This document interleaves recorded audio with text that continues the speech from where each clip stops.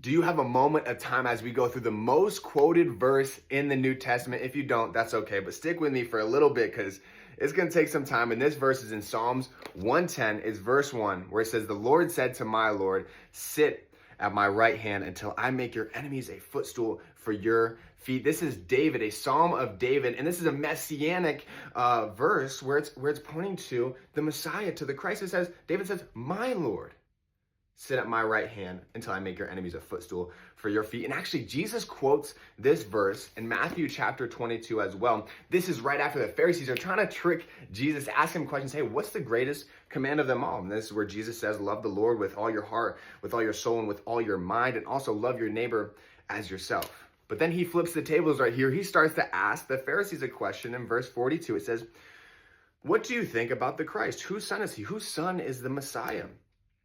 And they said to him, "The son of David."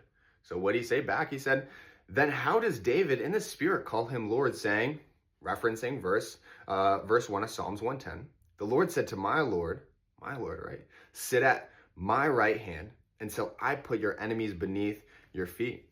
And then Jesus says, if David then calls him Lord, how is he his son?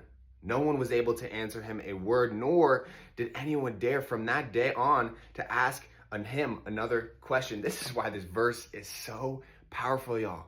Hundreds of years before, David is referencing that the Messiah, that Christ is his Lord, that there's somebody above David. Even though he comes from the lineage, he is actually the Son of God.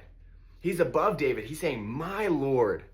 And Jesus is like, why would he ever say "my Lord" if he's just merely, his son, having dominion over enemies, over rulers, and all that?